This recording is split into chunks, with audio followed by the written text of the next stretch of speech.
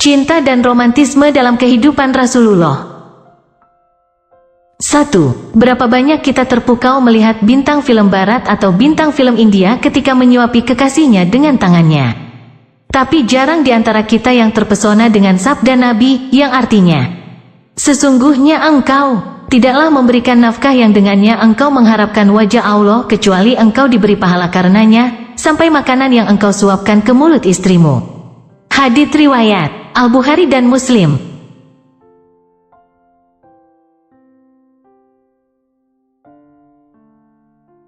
2. Kita terkesima dan meyakini bahwa memberi mawar indah kepada sang kekasih adalah budaya barat, budaya dari kaum Eropa yang berkemajuan.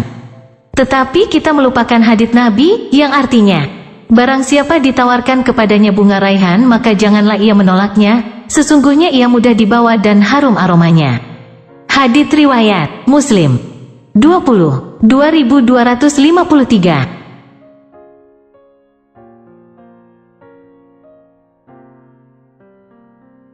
3. Kita sangat kagum melihat lelaki barat membukakan pintu mobil untuk sang kekasih.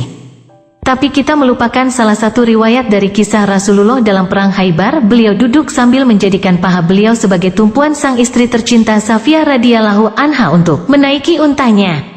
Itulah romantisme Nabi di saat peperangan, bagaimana lagi ketika berduaan.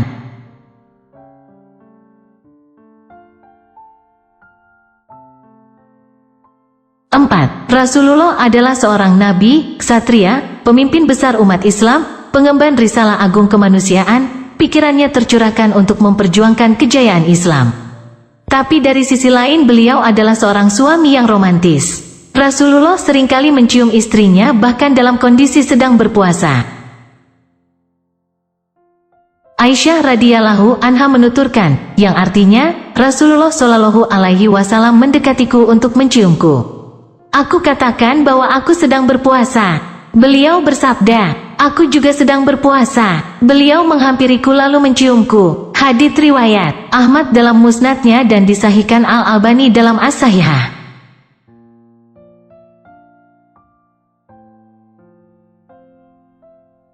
5. Rasulullah tidak malu menyebut nama istri tercinta di depan publik di saat banyak suami menganggap sekedar menyebut nama istri di depan umum mengurangi harga dirinya, bahkan malu mengakui sebagai istrinya. Tapi Rasulullah justru menunjukkan cintanya kepada sang istri. Simak kisah indah berikut, yang artinya, Safiyah binti Huyai mendatangi Rasulullah Shallallahu Alaihi Wasallam sewaktu beliau beritikaf di masjid pada 10 hari terakhir bulan Ramadan. Kemudian ia berbincang dengan beliau beberapa waktu. Ia berdiri untuk pulang. Rasulullah pun ikut berdiri mengantarkan Safiyah pulang. Ketika Safiyah dan Rasulullah sampai di depan pintu Ummu Salamah, 2 orang Ansar lewat dan memberi salam kepada Rasulullah. Kepada 2 orang Ansar itu beliau bersabda, diamlah, tunggu sebentar. Perhatikanlah baik-baik oleh kamu berdua, dia ini tidak lain adalah Safiyah binti Huyai istriku. Hadits riwayat Bukhari 2035. Muslim 2175. Lihatnya dalam keadaan itikaf, Rasulullah menyempatkan diri berbincang-bincang dan mengantar sang istri tercinta dan menyebut nama istri di depan sahabat-sahabatnya. Padahal bisa saja beliau sekedar berkata, wanita ini adalah istriku. Tapi beliau berkata dia adalah Safiyah radhiyallahu anha.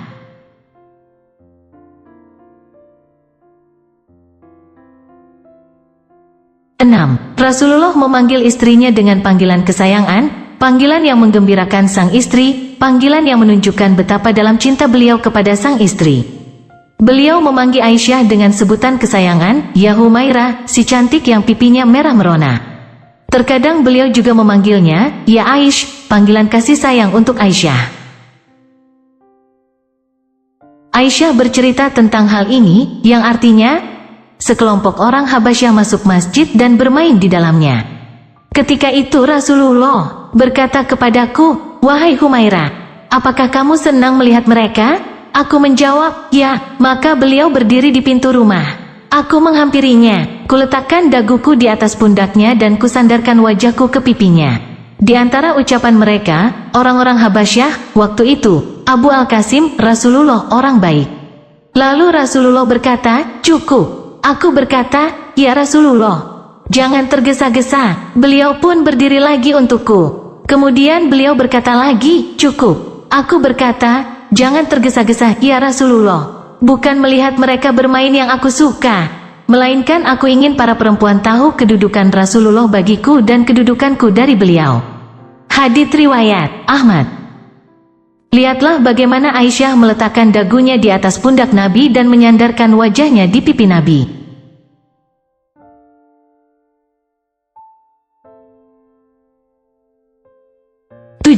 Rasulullah adalah suami yang menyayangi istri, pelipur di kala duka, membuat istri tersenyum ketika lara menyapa.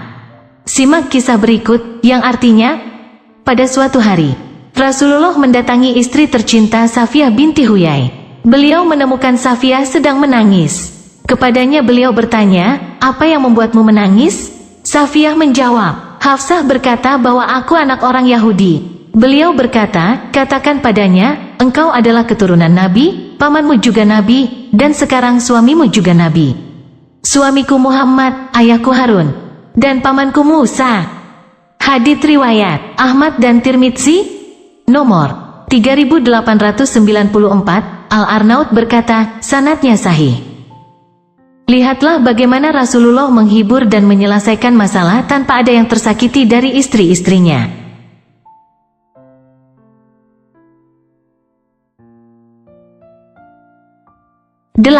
Ketika Rasulullah berada di dekat Aisyah radhiyallahu anha, kemudian beliau ingin minum, maka Aisyah memberikan gelas kepadanya. Maka beliau mengambil gelas yang dipakai Aisyah dan minum tepat di bekas yang Aisyah minum dengannya. Simak kisah romantis berikut, yang artinya, Aisyah menuturkan, "Aku minum ketika aku sedang dalam keadaan haid, kemudian aku memberikannya kepada Nabi Shallallahu Alaihi Wasallam. Lalu beliau meletakkan mulutnya pada tempat mulutku ketika minum." Hadits riwayat Muslim, nomor 453.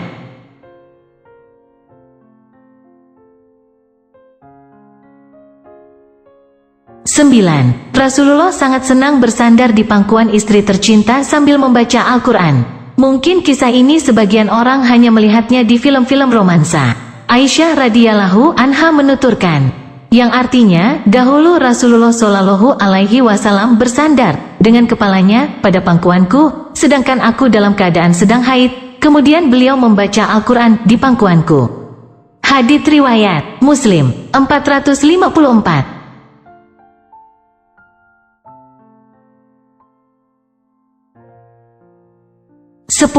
Rasulullah mandi dengan istri-istrinya. Untuk menunjukkan kasih sayang dan cintanya kepada sang istri, beliau pun tidak malu untuk mandi bersama istri tercinta. Simak kisah romantis berikut, yang artinya, Aisyah bercerita, "Dahulu saya mandi bersama Rasulullah pada satu bejana, lalu beliau segera mendekatiku hingga aku berkata, 'Tinggalkanlah untukku, tinggalkanlah untukku.' Dia berkata lagi, sedangkan keduanya dalam keadaan junub." Hadits riwayat Muslim, nomor 485. Begitu juga istri beliau yang lain, Maimunah radhiyallahu anha menuturkan, yang artinya, bahwa dahulu beliau pernah mandi bersama Nabi dalam satu bejana. Hadits riwayat Muslim, nomor 486.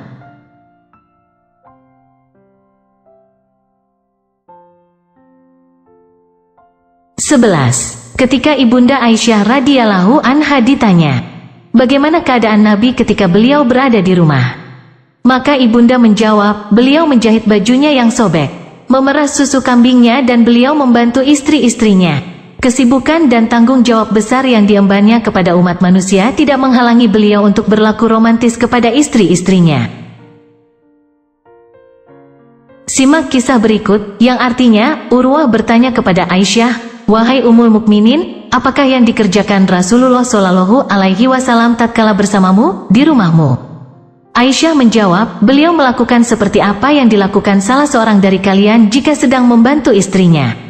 Beliau mengesol sandalnya, menjahit bajunya dan mengangkat air di ember. Hadits riwayat Ahmad.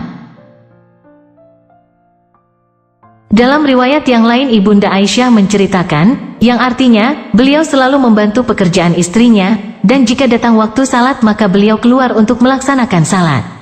Hadits riwayat Bukhari, nomor 676.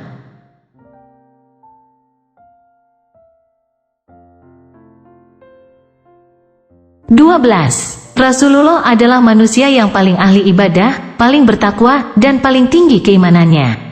Akan tetapi tahukah Anda bagaimana keadaan beliau ketika wafat? Apakah beliau dalam kondisi sujud atau sholat?